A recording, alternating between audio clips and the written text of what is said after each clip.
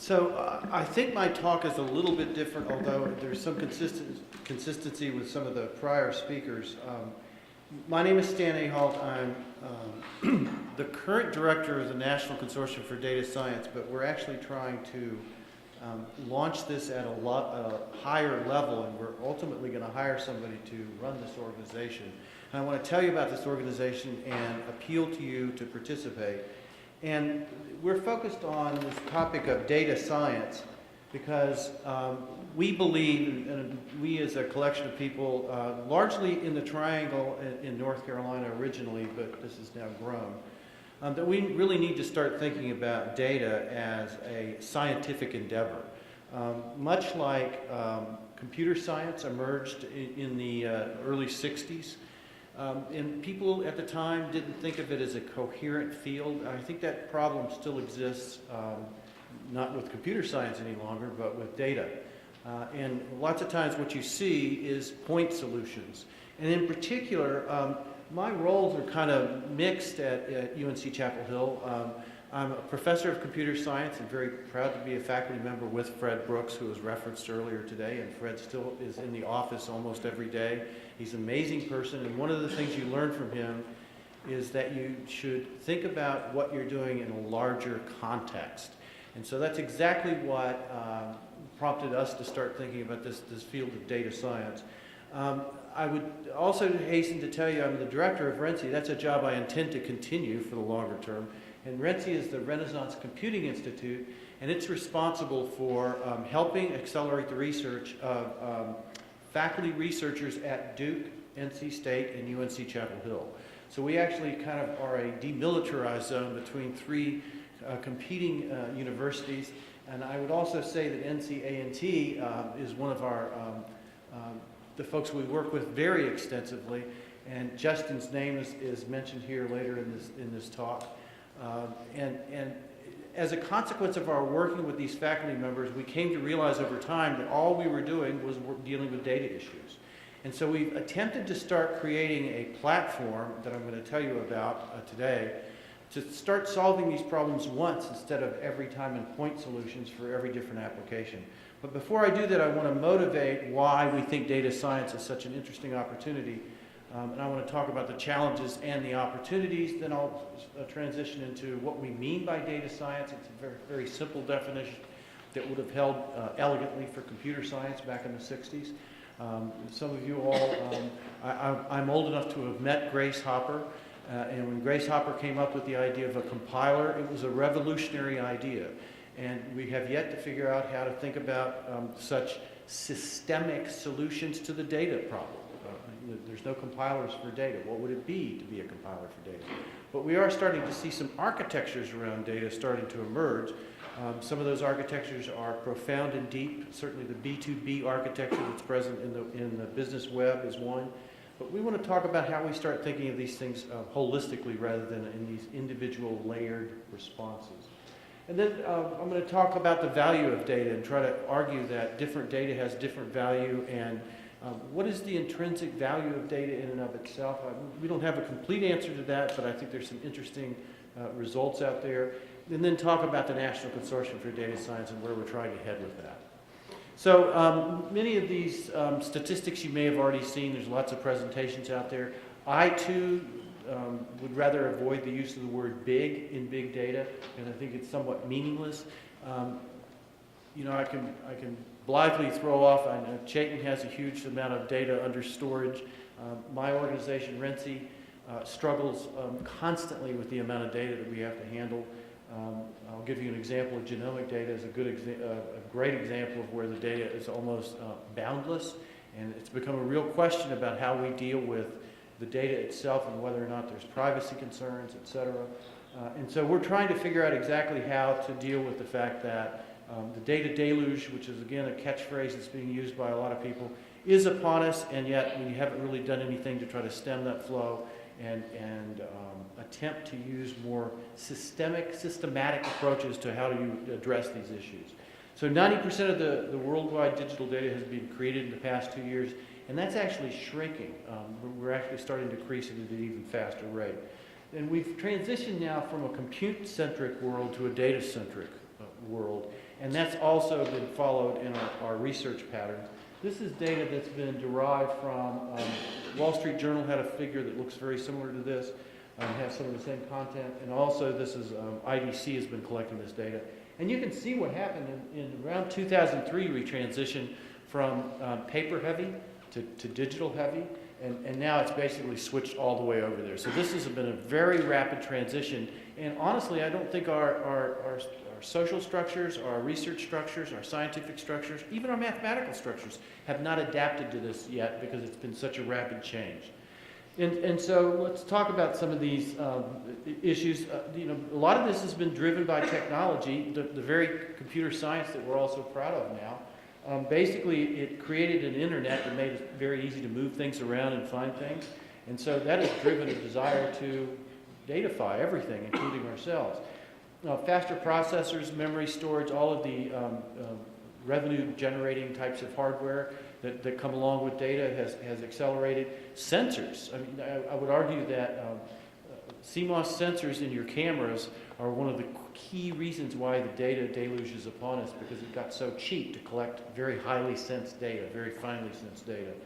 And then there's the Internet of Things that's now emerging. Certainly there's the industrial internet that GE is talking about. And then finally biological data. So we're starting to understand how we can look at biological data as instead of chemical processes, starting to look at it as in some digitized form. And ultimately, how all this is going to turn out is going to be, I'm sure quite surprising to all of us, because I think we're headed for a very converged world. And I wouldn't be at all surprised to see us doing biological computing. Some of it's already been done in the lab, but ultimately biological storage of data. So basically now I want to talk about the challenges and opportunities. So big data does end up in big results, and so here I'm trying to make the point that there's a big economic impact on this. Express Scripts did predictive modeling of 400 factors to find patients at risk for non-adherence to their prescriptions, and that's a $317 billion a year program by itself. So they've been able to go. I'm a member of Express Scripts because of our healthcare coverage, and it's not uncommon for me to get a notification that somehow I am not staying on the right pattern of consumption of my prescription. UPS analyzed its routes, and you can see the numbers up there, how they eliminated mileage and ended up saving a huge amount of money and pollution to the atmosphere. And then Intel has applied data to itself internally and found that they could save $30 million a year annually. That's just the first cut at this, looking at their internal processes, just making sure that they're keeping enough data on how they do their manufacturing process. So this opportunity is really huge. $300 billion is, I think, a gross underestimate about how much money can be squeezed out of the healthcare system in the United States. And I'll note that the $300 billion figure is bigger than the average annual healthcare spending in Spain. There's $250 billion locked up in the EU's administrative services, $68 billion for a simple 1% gas savings in gas-powered plants. So this is a GE estimate. GE has done an incredibly good job of analyzing the amount of dollars that could be impacted as a consequence of what they call this 1% change. Could be 1% in maintenance, could be 1% in fuel costs, could be just planning and putting the logistics in the right place.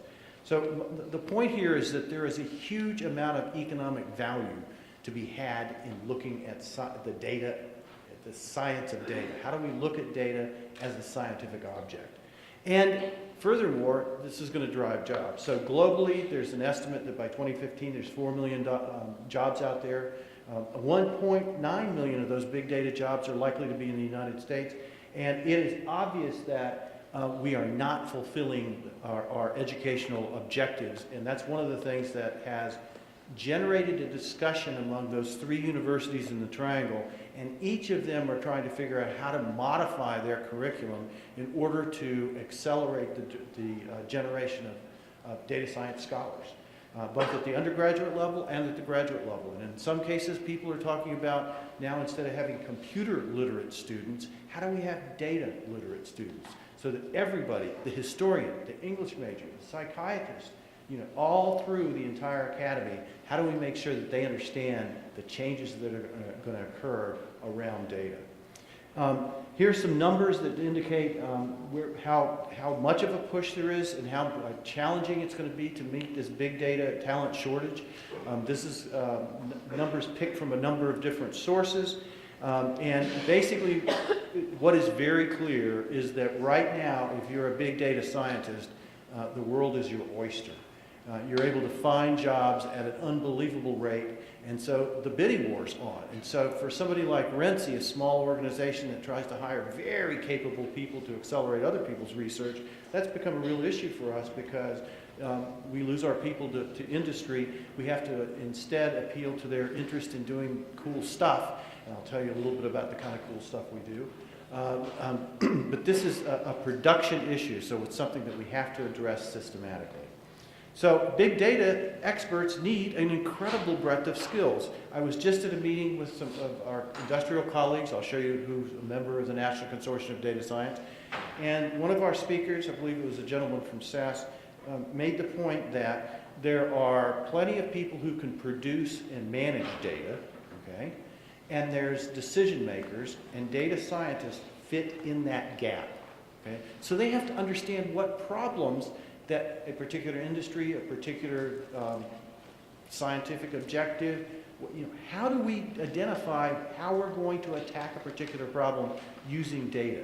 So the range of skills that data scientists need are extremely broad, and that's one of the key problems here, is that we're talking about a topic, data, that cuts across all of these boundaries. There are legal issues, ethical issues, there are historical issues. I mean, the issues just cut across every cross-sector of the academy. So let me just talk about data science. You've seen the 3 V's, the 4 V's, and the 5 V's, okay? I just saw somebody, I generated this 5 V slide about 18 months ago, and then I started seeing other people start talking about the 5 V's. So, sometimes you just get this meme out there and then people catch on. Volume, velocity, variety, veracity, and value, okay? How do we do all of these things simultaneously?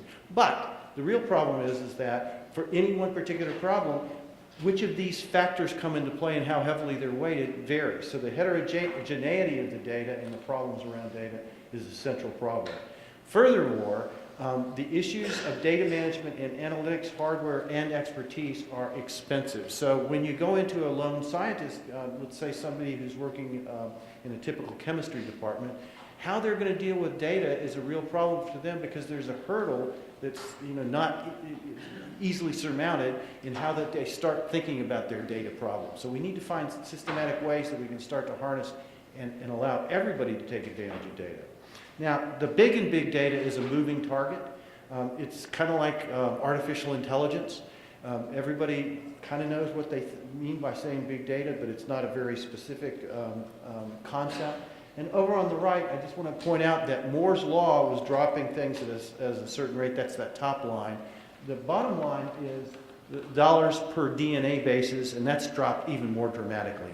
So as you can see, there are processes underway that are very rapidly going to overtake us if we don't figure out ways to solve these problems. So we've defined data science as, in very simplistic terms, the systematic study of the organization and use of digital data for research, decision-making, and the economy.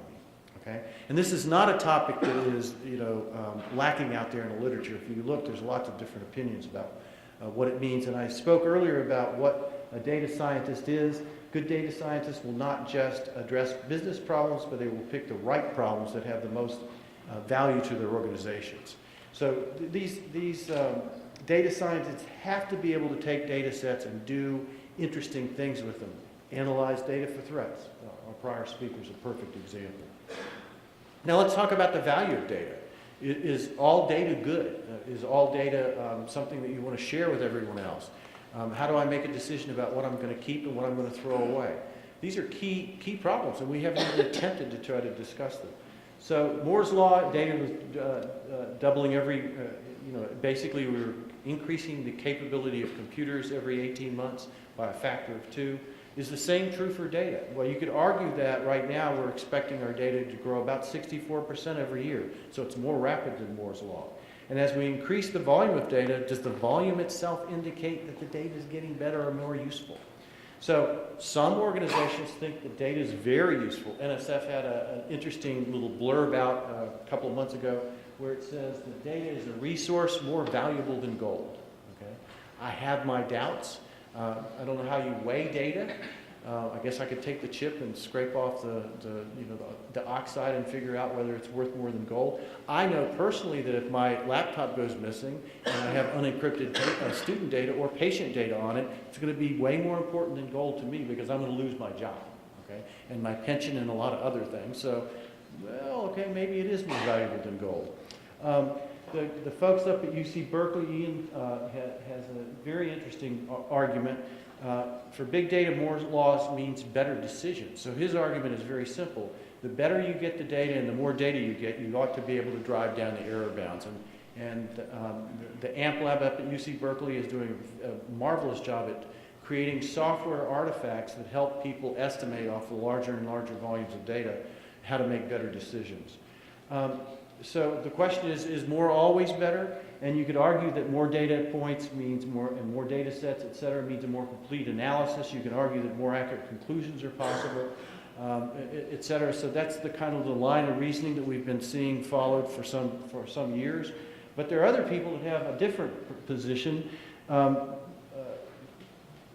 George Andrews wrote a very stimulating article in the Annals of the Mathematical Society in which he argued that the data deluge is the current wave of the future, and the problem is that when these waves crash ashore, they leave a lot of debris behind them, and so we got to figure out what the debris is and what's good and what's bad.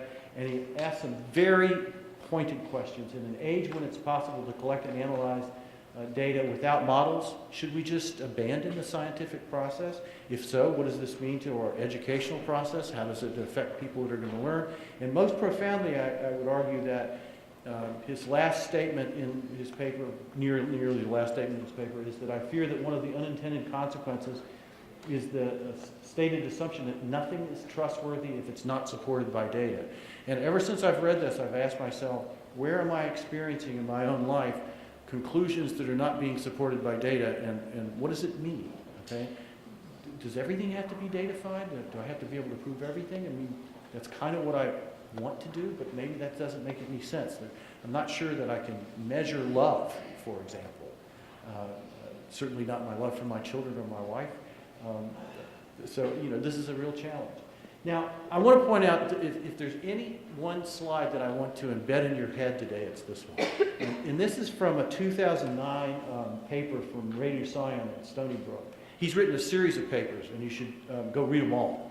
And I put this up a number of times. I've had a number of people around the world challenge the numbers that I have, but all of them consistently, whether it's been IBM or somebody from the Pentagon, have come back to me and say, you basically have the numbers right. Well, it's not me, it's Radio Science. So he's just validated projecting his work. On the left is the cost of doing cycles and bit storage per year if you keep it in your basement. So it costs about between 6 and 27 picocents to do a cycle of computation per year, and it costs about 6 picocents to store 1 bit per year. This is if you keep it on your laptop or keep it in your basement. If you have your own data center, this is about what they cost. Over on the right-hand side is the cloud. So it costs about 0.58 picocents to do a cycle in the cloud. So that's a dramatic reduction as you go into the cloud on cycles. But note that this bit storage doesn't change that much. So there's not a huge amount of value derived from putting your storage in the cloud. I don't know if anybody from Box is here. My hotel is next door to the Box headquarters, and I thought, boy, I'm a little worried about putting this presentation up. Why is this the way it is? It's energy. And in the middle, you see exactly the big cost. Okay? The cost is moving data. So it costs about 800 to 600. These numbers are drifting down, but the relative value is staying about the same. And if you don't like cents, you can use euros. All of those numbers work out about the same. Between 800 and 600 picocents to move data across any network, including off the chip. All of these numbers hold absolutely consistently, and they have not shifted dramatically over the past 10 years. Okay? You can go online and read about this. There's a raging debate about these numbers. Some people think this middle number is going to change a lot. I don't. I think it's going to be, if you've seen what's happening in optical gear in networking, it's getting very expensive to go to 100 gigabits per second. And I don't, there's some thresholds that we're going to run into that are going to challenge us. And not only do the optics get challenging, the signal processing gets hard. And so really the point here is that the economics of volume kind of get us. I'm sorry, I went in the wrong way. So the energy drives the cost of the moving data. The constraint is energy. You look at where the big data centers are being placed now. We've got a bunch of data centers in North Carolina. One of them is Apple. Apple actually is doubling its data center. So when you talk to Siri, most of the data ends up in North Carolina, fairly near to Chapel Hill. It's actually not that close to Chapel Hill. It's where, can anybody guess why data centers are showing up in North Carolina? It's kind of, you have to have two things. Because you got that? Pardon? Because we got the intersection? Oh, I don't think there's, not. They have no, Google has no clue that I exist. Not state incentives, that's a good point. Cost. What are the costs? Power, okay? Actually, there's a conjunctive cost, if you will. You have to have power and water, okay? Because you have to cool these things, okay? And the two go hand, it's called the energy water nexus, okay? And why does North Carolina have, why did North Carolina have just such a nice place to put these data centers? Because it had textile industries, okay? And that was power and water, okay? You had to clean the cotton, et cetera.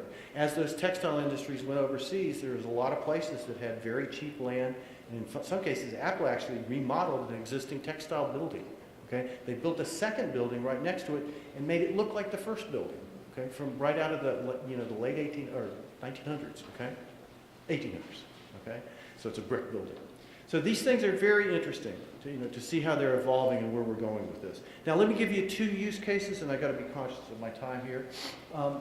This is NC genes, and the little drawing in the bottom is a description of how, if you're a patient, what we have to do in order to process your genetic stuff, okay? And it's actually a 32-step process. It probably is changing every day. And it basically, underlying that is a workflow.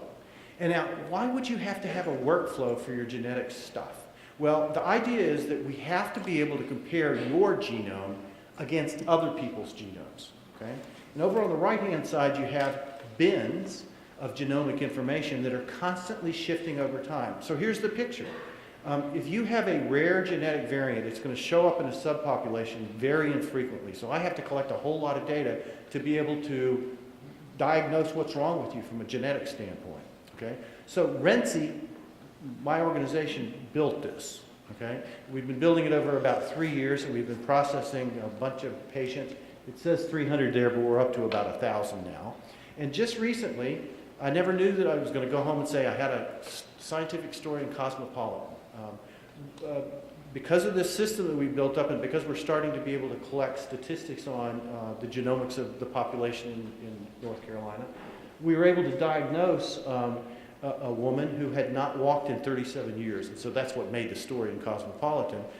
Basically, it was a very easily treated genetic disorder, but this particular patient was not phenotypically common. In other words, she didn't exhibit all of the typical behaviors that you would have expected around this genomic variant. Okay? As a result, she was able to walk, and this is the kind of thing that data should be used for, to really improve people's lives, to make a dramatic difference in the way people live their lives. Here's another example, again, an example that RENCI has worked on. These two examples I picked because this is what drove us to go, hey, we got to do something better than these point solutions. We got to have a scientific approach to how we're using data.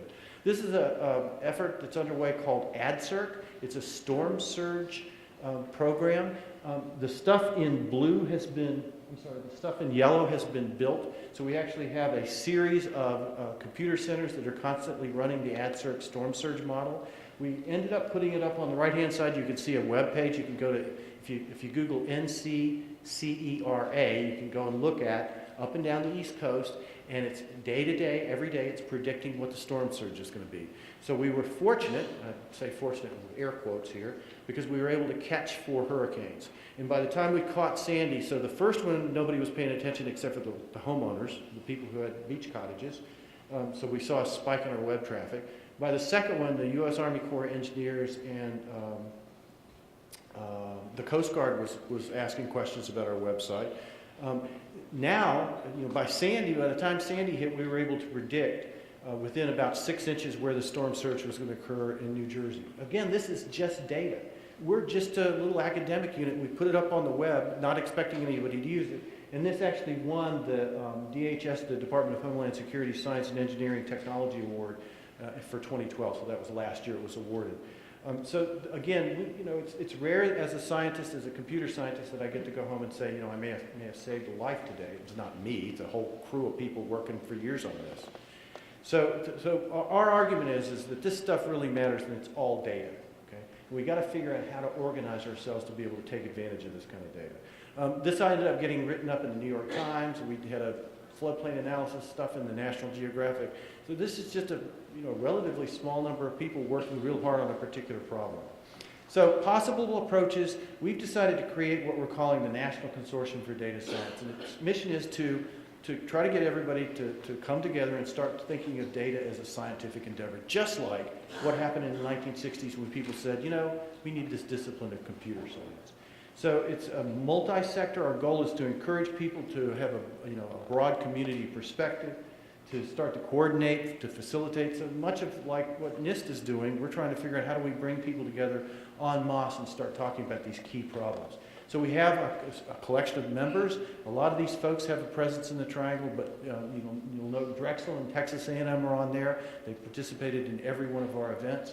So what we're trying to do is to build a collection of things that kind of fit together in a consortial setting.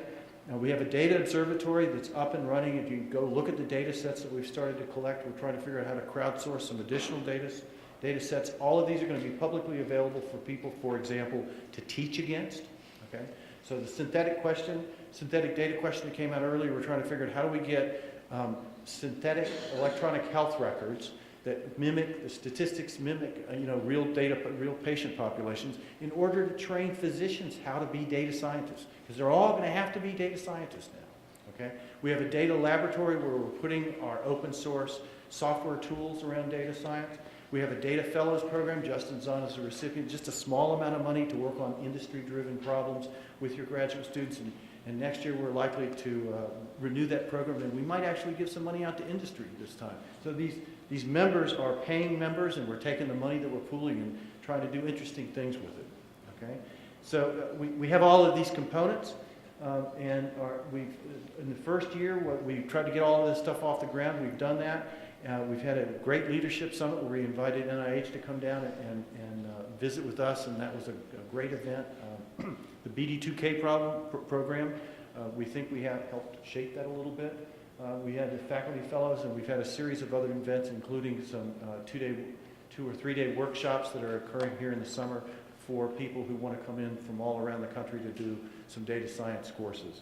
So our 5-year goal, we think, is to build a national center for data science. We're thinking this is likely, we have buildings shown here, but it's likely to be a virtual center.